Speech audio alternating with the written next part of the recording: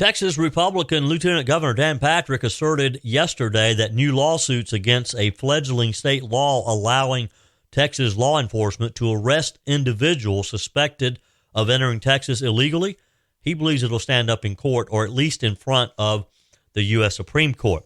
Is the new car smell wearing off of electric vehicles? A top Maine state environmental agency delayed a highly anticipated vote that would have approved a sweeping electric vehicle mandate amid a storm that caused widespread power outages just this past week.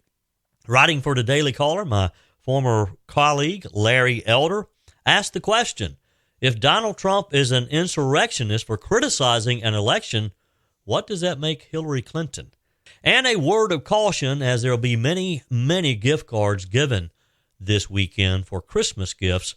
The scammers are working overtime. Welcome into this Christmas Eve edition of Just the Truth. Glad to have you join me in the PhD Weight Loss Nutrition Studio. To lose weight for the last time, visit myphdweightloss.com.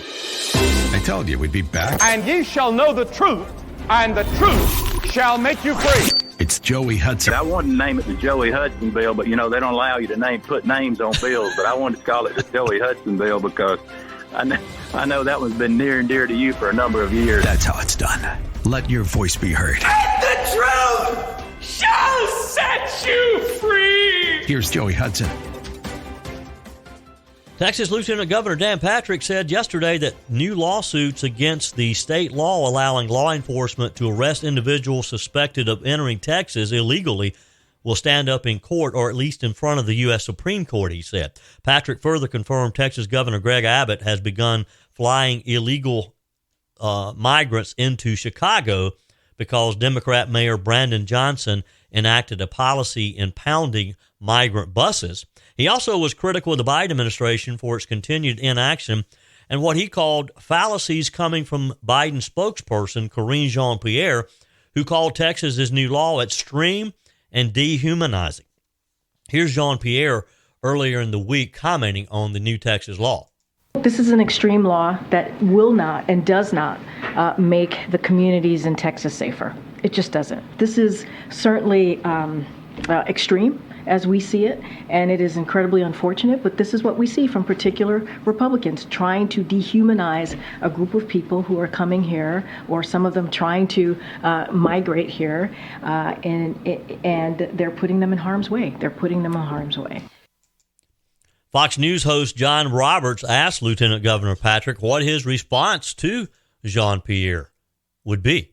I'm tired of her lies, John. I'm tired of this administration's lies. They are saying just the opposite of what's happening. They're the ones that have a policy that is seeing Americans killed by fentanyl. They're the ones who are seeing terrorists cross over our border. We know we've arrested about 300. They're the ones that are responsible for people drowning in the river. They're the ones responsible for women being raped across the border illegally. They're the ones responsible for all of this. And so we passed a law, and in Texas, the lieutenant governor is the president of the Senate. I oversee it. I was very involved in writing this bill with the senators and the governor's office, so I know it well, and we've had enough. So we're saying that we are being invaded, John. Our founders said, an invasion by an army. Well, the army we're facing is not the Mexican army, although the Mexican president is doing nothing to stem this tide. The army are the cartels. And so we're saying we have a right to grab people who cross the border illegally, arrest them, give them the choice of prison or going back home.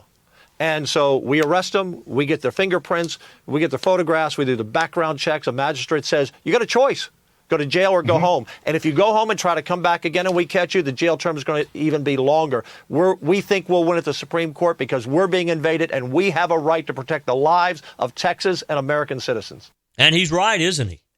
We are being invaded. What could the Biden administration, what could anyone honestly think the response should be? We have record numbers. What was it the other day? Almost like 13,000 people in one day. Lieutenant Governor Patrick said that President Biden is proving himself to be cold-hearted and sanctioning an invasion, and it's the truth. With Joe Biden's response not making it clear that these people should not be coming to our country is doing them an injustice. Because eventually, I believe, they're going to be returned to their home country. Plus the fact there's a lot of them who never make it here. They start the journey with this hope of getting into the United States. They're taken advantage of by these drug lords down there, and they're dying along the way. Lieutenant Governor Patrick added that in his role as the Texas State Senate's presiding officer, he was heavily involved in this law, and that they took every caution possible to make sure that it would be able to pass the test in court. He said, "We in Texas believe in the Constitution more than the President of the United States. But our founders never envisioned a president who would allow us to be invaded by opening our borders to millions of people." And that's a good point. Our founders could have never envisioned what is happening today under Joe Biden. 8 million reported illegal crossers in 2023. 8 million. I mean, Lieutenant Governor Patrick noted that that's enough people to be the 13th state if they were all in the same place. Think about that. The figure is also equivalent to the entire population of New York City. The nation's largest city could be made up of illegals who have come in during Joe Biden's tenure. Patrick also praised his boss, Governor Abbott, for working around Mayor Johnson, the new Chicago mayor, who has been literally taking the buses that have been coming into Chicago. He said that Johnson publicly celebrates their sanctuary city status until it's actually utilized, until the people are actually coming into his city. Patrick said, well, now that the illegals are there, they don't want them. They want to put the pressure on the other states to take up the slack. A spokesperson for Delaware Democrat Governor John Carney told CNN that Dover was coordinating with federal officials to be prepared to welcome families in an orderly manner. Now, this was in response to, remember when Florida Governor Ron DeSantis flew a plane load of migrants to Martha's Vineyard, and then it was rumored that they were going to start sending them to President Biden's home state, and Governor Carney was saying, well, you know, we'll take them on an orderly fashion. What does he mean, an orderly fashion? There's nothing orderly about Texas, nothing orderly about Arizona. Additionally, former Pennsylvania State Senator Maury Scavello had announced a plan in the prior legislative session that would bus migrants landing in Allentown, Pennsylvania, and Pittston on ghost flights to Wilmington, Delaware as well. As you know, Delaware's only major airport, Wilmington, Newcastle, is just a few miles south of President Biden's residence. I don't know why they're hesitating. I don't know why they don't send them right to Joe Biden's back door. Let his neighbors have to deal with them, then maybe he'll reconsider. Moving on, a top Maine state environmental agency has delayed a highly anticipated vote which would approve a sweeping electric vehicle mandate, and they canceled this because of a massive snowstorm that caused widespread power outages. It seems that this is the first time that someone thought about, well, you know, we have bad weather in some of these northeastern states. We have a lot of snow here. Quite often our electricity goes out. The Maine Board of Environmental Protection announced that it had indefinitely postponed the meeting, which was slated for this week until further notice. Democrat Maine Governor Janet Mills, who has pursued an aggressive green energy agenda, declared a state of emergency this week, an action that closed state government offices. Governor Janet Mills declared a state of civil emergency for 14 Maine counties following a significant wind and rainstorm that has left hundreds of thousands of people without power and that has caused significant flooding and infrastructure damage, including to town and state roadways, the Maine BEP said in a statement. In consideration of the challenges facing Maine citizens who may wish to participate in the upcoming board meeting in Augusta, the board is postponing its meeting scheduled for December 21st until further notice. Bill Hinkle, is a spokesperson for the BEP, said that the agency was actively working on the next steps for the delayed meeting. They've had devastating rain and windstorms. They've had snow. There's been a couple of deaths attributed to the storm. It's left 400,000 residents without power. The storm forced businesses and schools to close as workers raced to restore power and clear the roads. BEP, which is required to prevent, abate, and control pollution in the state, voted in late October to approve the Advanced Clear Car program, which would mimic regulations in California mandating that more than 40% of new car purchases in the state be electric by 2027 and that 82% be electric by 2032. The agency was expected to finalize that mandate during the meeting this week. The state proposal, though, has faced considerable bipartisan opposition from state lawmakers in Maine, led primarily by Republicans, but also supported by some Democrats. Representative Jared Golden, a House Democrat, Golden noted this week that a strong storm would render electric vehicles useless, given their need for reliable electricity generation and supplies. Golden said in a statement, in 2 days, the Maine Board of Environmental Protection will vote on proposed rules that would establish a California-style set of mandates forcing Maine auto dealers and ultimately their customers to purchase zero-emission vehicles. He went on to say, earlier this year, I submitted testimony in opposition to such a mandate and have taken every opportunity in Congress to vote against policy that amounts to de facto electric vehicle mandates.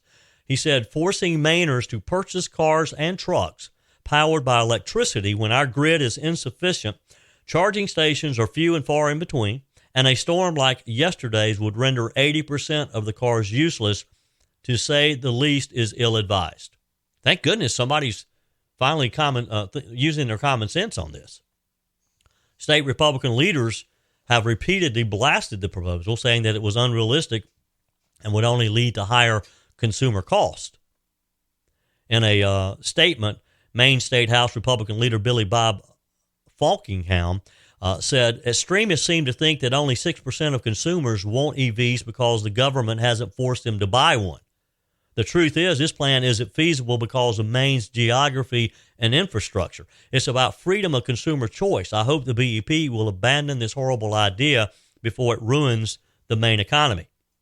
Maine State Senate Republican leader Trey Stewart noted that automakers are scaling back their EV production and that Connecticut recently abandoned its EV mandate proposal amid opposition.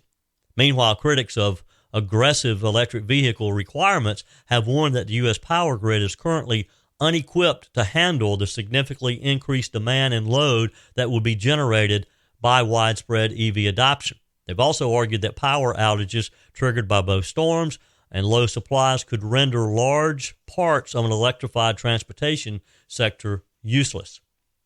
Myron Abell, the director of Competitive Enterprise Institute Center for Energy and Environmental, previously stated the only way the electrification of the transportation sector and of home heating and cooling can work is if the utility sector continues to build natural gas-fired plants and looks to building nuclear plants and perhaps even building coal plants, because the grid in these states that are pushing these policies is already overloaded.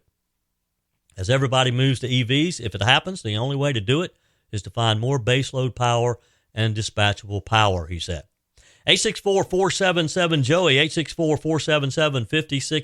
864-477-5639. You can send me a quick text message on the Truth text line, and you can leave a voice message as well. Your emails are welcome too, joey@joeyhudson.com. I mean, truly, it's going to take states like Maine and Connecticut pushing back to let Biden and those on the left who believe that electric vehicles is the answer to everything. People have to start standing up and using their common sense. I noticed the other day, I was, Peg and I were going out to dinner at a restaurant here in upstate South Carolina. Had been there in a while. We pulled in, and there was this line of cars that were backed into these spots, and there was this odd glow. It was dark, and so you couldn't see well, but there was this odd glow behind them. And then I realized that it was Tesla charging stations and that they had been installed. Again, I had been there in a while, and they had installed 15, 20 of these things. And so you had people backed in, charging their vehicles, sitting there, sitting there reading, sleeping. I don't know what they were doing. Just sitting there in their car, waiting for their car to charge. Who wants a vehicle like that, honestly? Who wants to have to seek out a public charging station and sit there in the dark for 30 minutes or an hour or however long it takes in order for them to drive their car? Love to get your take. 864-477-5639. Does it surprise you to know that trust in big pharma and hospitals has plummeted according to the latest Gallup poll? Let me take a minute and tell you about PhD weight loss and nutrition. 3 years ago, I met Dr. Ashley Lucas, and boy, am I glad I did. Dr. Lucas is the founder of PhD Weight Loss and Nutrition.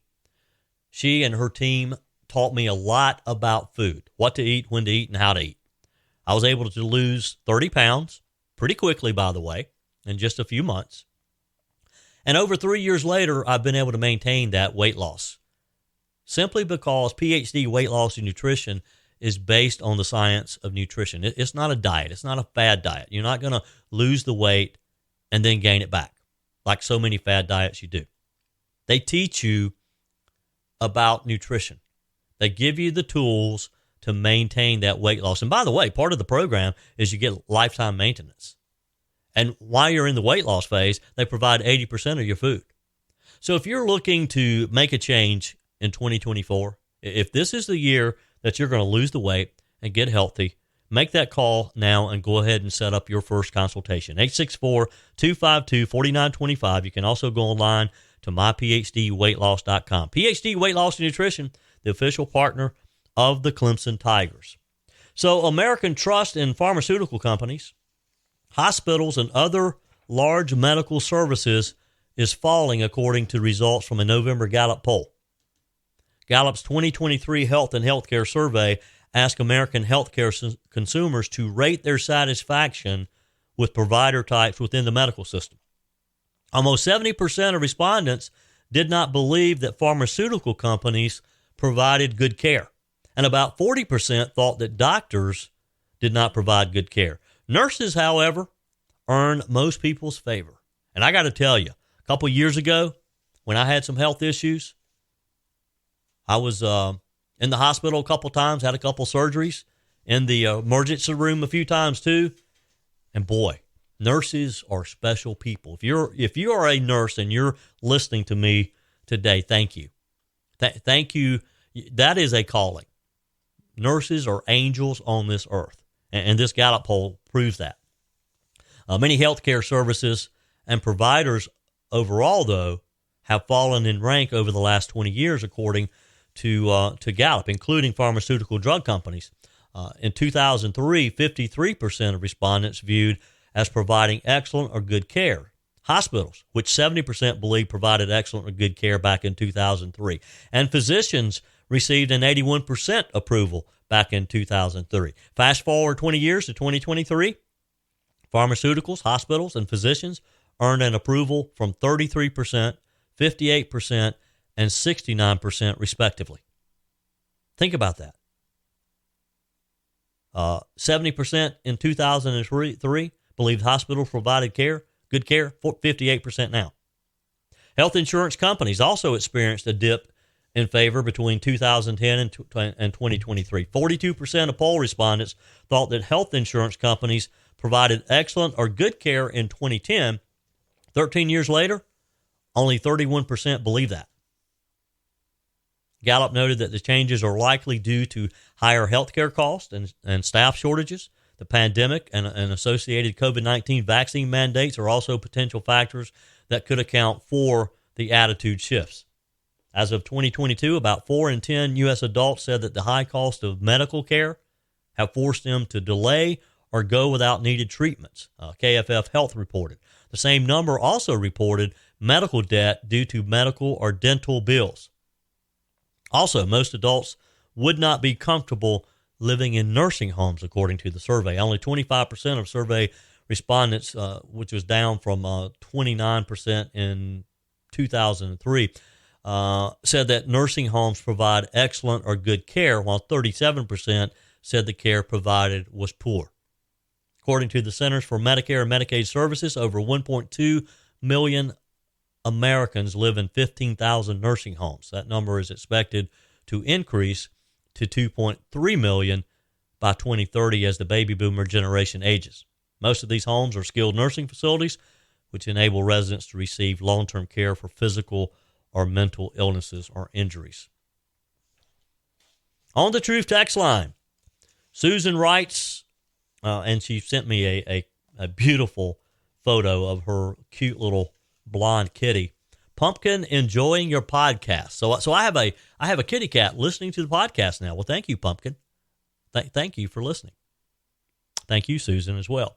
Pete writes, and Pete texts me an article about how EV mandates, speaking of, how EV mandates have almost destroyed the Buick brand of General Motors, with a large number of dealers actually giving up their dealership rather than being forced to sell EVs. It was in the Wall Street Journal. Appreciate that, Pete. Pete made the point. We're ruled by stupid, smart people, and those on the take, only logical conclusion.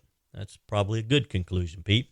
Bob from Little Rock, writing on the Truth text line. Joey, in regards to AI determining when you will die at an 80% accuracy, I'm sure AI could tell me about the rapture of the church. Bob's talking about yesterday's episode. We talked about artificial intelligence being able to determine when you will die with an 80% accuracy rate. And I asked you the question, if you could know when you're going to die, would you want to know? Bob goes on and says, I'm sure AI can report on God's thoughts and mind by reading it, and even better, know God's future private decisions. This even though the Bible says no man knows the day or hour. I wonder if they programmed AI for the rapture at 80%. Good question, Bob. Jeff, responding to the story on Chick-fil-A that I told you about yesterday, New York State says they're going to mandate that all Chick-fil-A's that are on New York-owned property in rest areas be open on Sunday. Jeff says Chick-fil-A has the God-given right to close on Sunday. If New York allows this, it will only lead to more states doing it. You're probably right. Jordan in Joanna writes, Chick-fil-A has the God-given right to close on Sunday as well. Jordan agrees that if they want to, if Chick-fil-A wants to close, they should be able to. Thank you, Jordan. Several others agreed that Chick-fil-A should be allowed to do what is good for their business and their employees. Susan says, Merry Christmas, Joey. I don't pretend to know politics, but I wondered, can Donald Trump be written in? How does that work? I'm so angry with my country, but I know God is in control, as you remind us. Yes, Susan, he is. And yes, I'm assuming you're talking about the decision by Colorado to remove Trump from the ballot. First off, I don't think it'll ever stand up in court. I think the U.S. Supreme Court will intercede and Donald Trump's name will be put on the Colorado ballot. But yes, if it's not, you can still write it in. Nobody can keep you from writing it in. Our text of encouragement today. God never said that the journey would be easy, but he did say that the arrival would be worthwhile. Good point. God bless, love, and Merry Christmas, the texter says. 864-477-JOEY, 864-477-5639. Your text messages are welcome, as are your voice messages as well. One final text was from Faye. Faye texted me a link to a column on the Daily Caller written by Larry Elder. It's titled, If Donald Trump is an Insurrectionist for Criticizing an Election, What Does That Make Hillary? That's a good question that my buddy Larry Elder asked. I typically don't read entire columns, but this one is worth the time. Let me read to you what Larry Elder wrote for the Daily Caller. He said, the Insurrectionist Clause of the 14th Amendment says no person shall be a senator or representative in Congress or elector of president, vice president, or hold any office, civil or military, under the United States or under any state, who have previously taken an oath as a member of Congress or as an officer of the United States or as a member of any state legislature or as an executive or judicial officer of any state to support the Constitution of the United States. They shall have engaged in insurrection or rebellion against the same or given aid or comfort to the enemies thereof. Larry writes, this was enacted after the Civil War and ratified by the states in 1868. Congress wanted to prevent office holders who joined the Confederacy from holding office. 4 of the 7 Democrat-appointed Colorado Supreme Court justices, he says, ruled this clause prevents former President Donald Trump from appearing on that state's primary ballot. The Michigan Court of Appeals rejected this argument, and the Minnesota Supreme Court dismissed a similar lawsuit, but several more states have pending lawsuits based on the insurrection clause. Despite Democrats having appointed all 7 Colorado Supreme Justices, 3 dissented, he writes. Trump vowed to appeal the case to the U.S. Supreme Court, where 6 of 3 justices were Republican nominees. It is practically a foregone conclusion that the Colorado case will be overturned, and the Supreme Court's ruling could even be unanimous. Also note that while Trump faces 3 federal conspiracy counts and 1 count of obstructing an official proceeding, the special counsel did not charge the former president with insurrection. In its 200-page majority decision, the Colorado Supreme Court said that on January 6, Trump told supporters to walk down to the Capitol and fight like hell and take back your country. Not mentioned is that Trump also said, I know that everyone here will soon be marching over to the Capitol building to peacefully and patriotically make your voices heard. They love to leave that part out, don't they? Larry continues with, the Colorado court found substantial evidence that Trump was laying the ground for a claim that the election was rigged before the November 2020 election and before the January 6 riot. But does not Trump, for that matter, any politician, have a First Amendment right to complain, however, unjustifiably, about the integrity of an election? He points out Hillary Clinton frequently called the 2016 election stolen and President Trump illegitimate.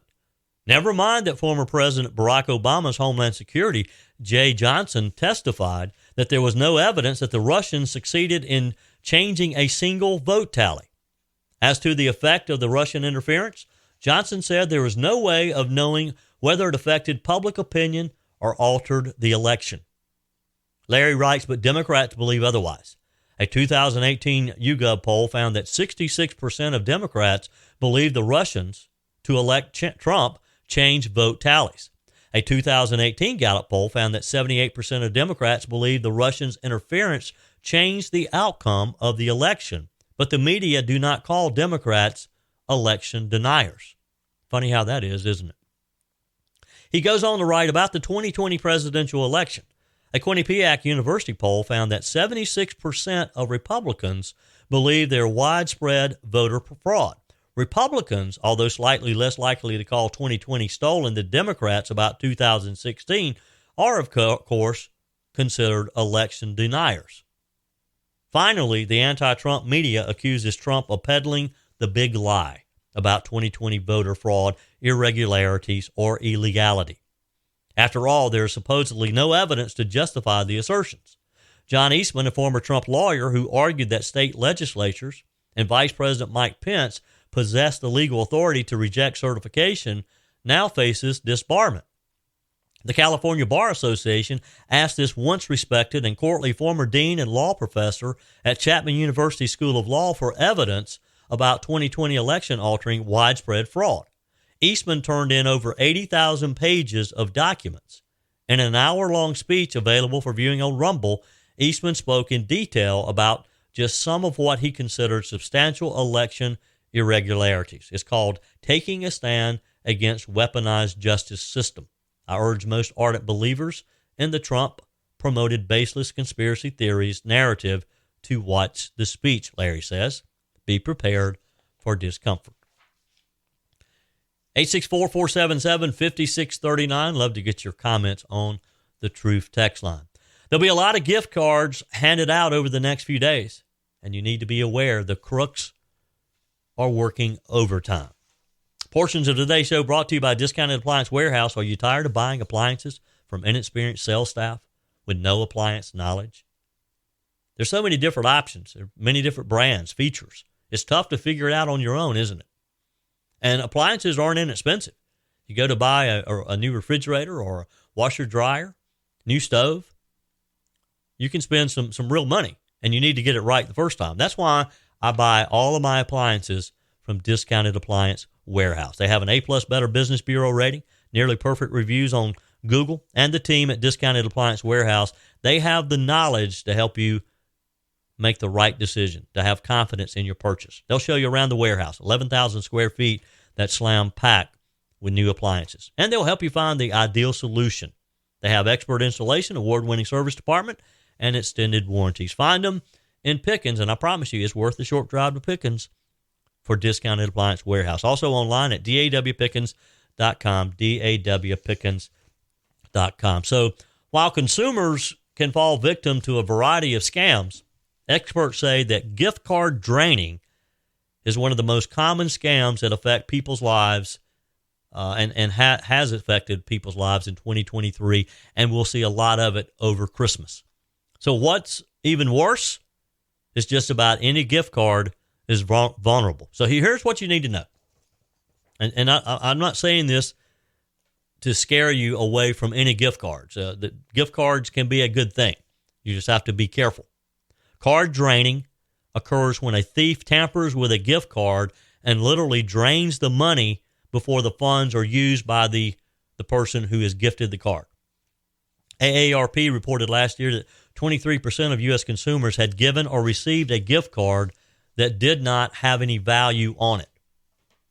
These so-called card draining scams are easy to execute because scammers have easy access to technology, according to Arcos Labs CEO Kevin Goschalk.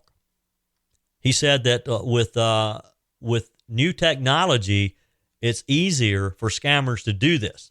What they do is they go out on the dark web and even some legit websites and buy these bad, what they call bad bots, which have lowered the barrier to entry to scamming. Scammers no longer have to know how to code, and it makes it easier for people to be able to do this, he says. Sometimes the scam can take place before the card is even purchased because a scammer can tamper with the cards at the store and then put them back on the shelf. Once the card's been purchased, the card can theoretically be used by a scammer even before it's redeemed, he said. For instance, scammers use bots to figure out the combinations on the back of the cards so they can drain the money on the cards. Data from Arcos Labs' Threat Intelligence Unit revealed that 60% of internet traffic to gift card websites is by malicious bots. He said gift card draining is a numbers game. The more cards that scammers can drain, the more money they can steal. It behooves them to use bots that can drain thousands of gift cards within seconds. It's also easy, he says, for scammers to get away with. David McClellan, co-founder of Social Catfish, which is a company that uses reverse technology to try to prevent scams, says gift cards are one of the most popular currencies for online scammers in general because they're harder for the authorities to trace than a bank transaction. To protect yourself, he says, it's important to ensure that gift cards come with a protective seal and that the tape covers the pin, and you can tell that it has not been used, or you know how it has the security code on the back. Make sure when you pick it up, make sure that that's still intact and that it has that seal covering it. He also warned that consumers should be wary of purchasing them online, that online gift card exchanges like Card Cash and others, that scammers will quite often sell $100 cards in exchange for $75 in cash. This is one of their big targets. He said while all gift cards are vulnerable, there are certain ones that are more popular because the stores are more popular, like Amazon, Target, and eBay, he said. So again, just be careful. Look at it closely. I bought a handful of gift cards today after I'd read this article, and I was very careful to look to be sure it had not been tampered with. That's it for today's edition of Just the Truth. Thanks for joining me in the PhD Weight Loss and Nutrition Studio. To lose weight for the last time, visit myphdweightloss.com. If you haven't joined our mailing list yet, visit my website, joeyhudson.com. Click on the Connect with Joey button so that you can receive our emails with the most up-to-date news. And keep your comments coming to the Truth text line, 864-477-JOEY, as well as your emails, joey@joeyhudson.com. Have a wonderful weekend. Merry Christmas to you. Thank you for spending your time with me. It's an honor to speak with you each day. I wish you and your family blessings as we celebrate the birth of Christ. And remember, folks, God's still in control.